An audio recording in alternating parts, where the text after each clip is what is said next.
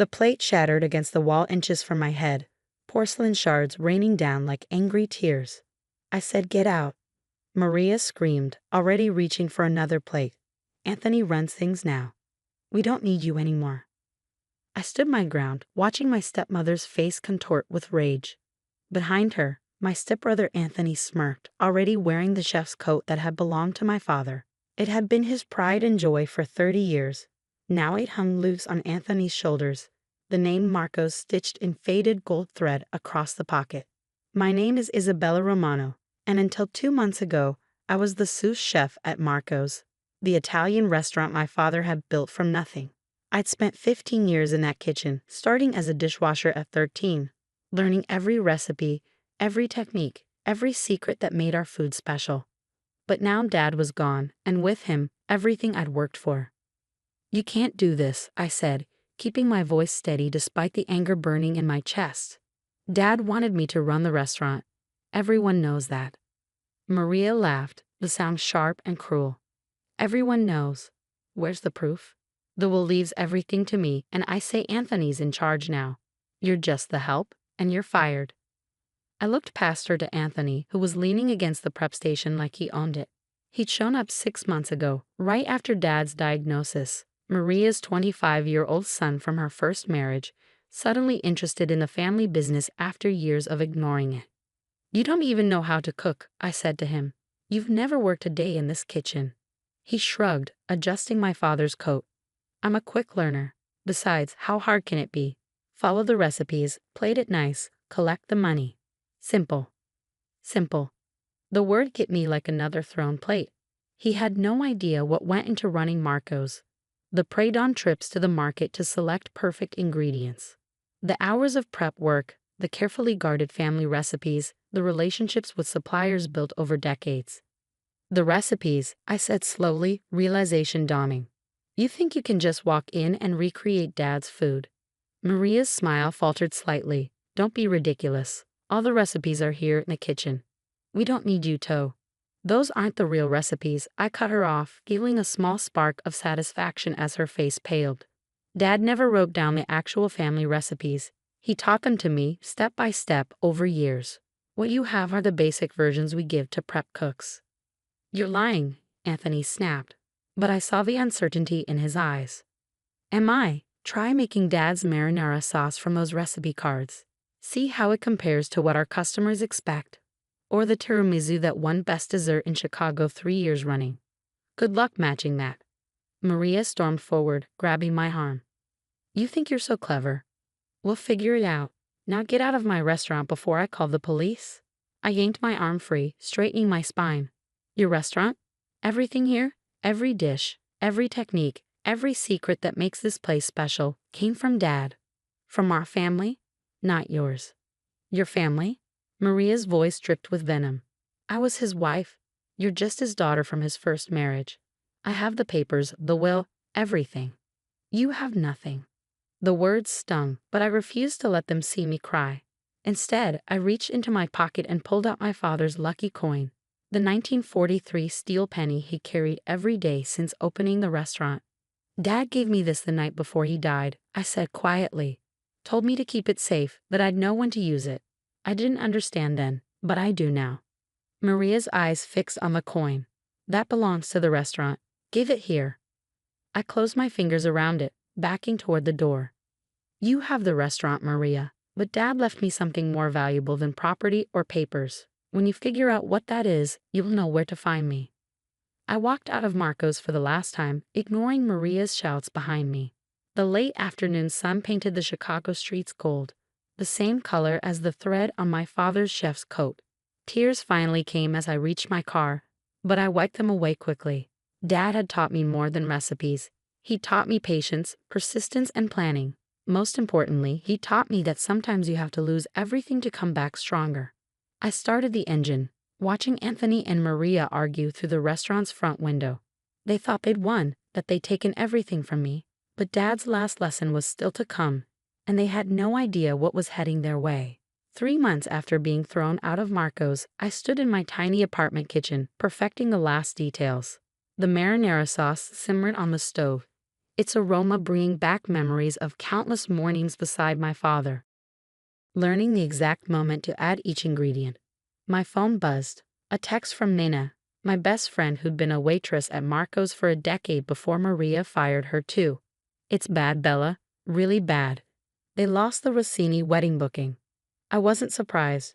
The Rossini family had been loyal customers for 20 years, celebrating every milestone at Marco's. But according to Nana's regular updates, the restaurant was hemorrhaging longtime patrons. Anthony's simplified versions of Dad's recipes weren't fooling anyone. Another text, Maria's desperate. She's trying to hire her way out of it. Third chef this month. I smiled, stirring the sauce. Let them scramble. The timing was perfect. The coin Dad gave me, his lucky steel penny, sat on my counter beside a worn leather notebook. I'd found it the day after his funeral, hidden in his old recipe box where he told me to look. Inside were his real recipes, written in his careful hand, along with something else. The deed to a small storefront 3 blocks from Marco's. For my Isabella, the note had read, "Sometimes you have to lose a battle to win the war. When the time comes, you'll know what to do. Love, Dad." The storefront had been empty for years, but Dad had kept paying the rent quietly, planning ahead even as his health failed. Now, after months of late nights and every penny of my savings, it was almost ready. My phone rang. An unknown number. Isabella Romano. I answered, though I already knew who it was. "Miss Romano." The voice was smooth, professional. "This is James Wheeler from the Chicago Restaurant Association. I'm calling about the nomination." "Yes, Mr. Wheeler. The committee has reviewed your application for the Rising Star Chef competition.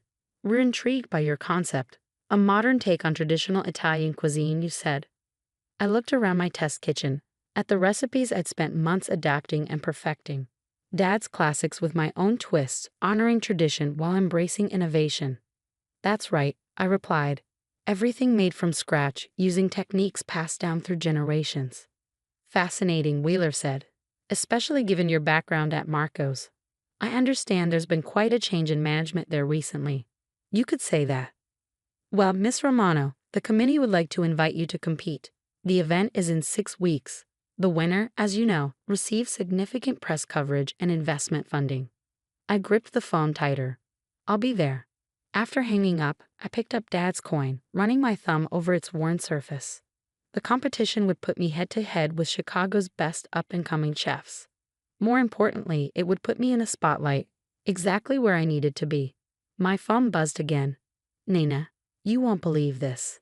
Anthony just tried to make Dad's ossobuco for a food critic. It was a disaster. The review goes live tomorrow." Perfect timing indeed. The next morning, the Chicago Tribune's scathing review of Marco's went viral.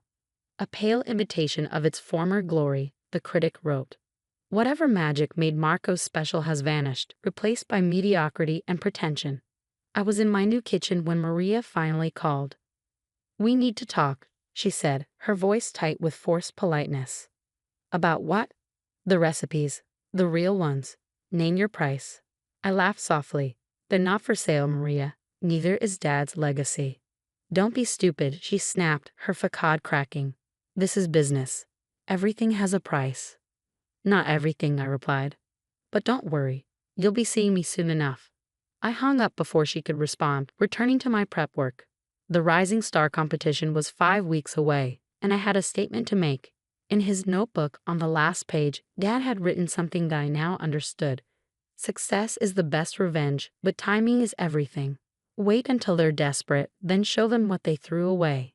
The night of the Rising Star competition arrived. Chicago's culinary elite packed into the grand ballroom of the Palmer House. 8 chef stations lined the walls, mine positioned directly across from the judges' table. I tied on my apron, simple black cotton, no flashy logos or names. Just the steel penny, now fashioned into a pin, catching a light. "Chef Romano." A judge approached my station. "Your menu concept is interesting. Reimagined Italian classics." I nodded, arranging my ingredients. "My father's recipes adapted for modern tastes." "Your father?" His eyes widened with recognition. "Marco Romano." Before I could answer, a commotion erupted at the entrance. Maria and Anthony burst in, her face flushed with anger. "She can't compete," Maria shouted, pointing at me. Those are our recipes, our property. The room fell silent. Head Judge Wheeler stepped forward, frowning. Mrs. Romano, this is a private event. If you have concerns. I have proof, Maria interrupted, waving a folder. Documents showing I own all rights to Marco's recipes and techniques. I continued prepping, letting her make a scene. Everything was going exactly as planned. Mrs. Romano, Wheeler said firmly, this competition judges original interpretations of classical cuisine. Chef Isabella's menu, while inspired by her father's work, consists of her own creations. Let them stay, I called out, not looking up from my station. Let them watch. Wheeler hesitated, then nodded. Security escorted Maria and Anthony to seats near the judge's table. Over the next 2 hours, I cooked with a focus I'd inherited from my father. Each dish was a tribute and a transformation. His marinara sauce lightened with roasted cherry tomatoes. His ossobuco reimagined with short ribs and modern plating. When I presented my final course, tiramisu deconstructed into elegant components, I heard gasps from the judges. Even Maria had fallen silent. This is, Wheeler took another bite, closing his eyes. It's Marco's tiramisu, but elevated. Familiar yet completely new. I smiled, touching the penny on my apron. My father taught me that tradition isn't about freezing the past. It's about carrying it forward. The judges conferred briefly. Wheeler stood. Ladies and gentlemen, we have our winner, Chef Isabella Romano. The applause was thunderous. As cameras flashed, I saw Maria and Anthony slip toward the exit. But I wasn't done. Thank you, I said into the microphone. 3 months ago, I lost my place in my father's kitchen. But he left me something more valuable than a restaurant. He left me his knowledge, his techniques, and his dream of evolution. I turned to face the crowd. That's why I'm proud to announce the opening of Nuevo Marcos. Not a replacement for the original, but a continuation of his legacy. A place where tradition meets innovation, where the past guides us into the future. The room erupted again. Restaurant critics mobbed me with questions about the opening date. Investors pressed cards into my hands. Later that night, alone in my new restaurant space, I raised a glass to Dad's photo.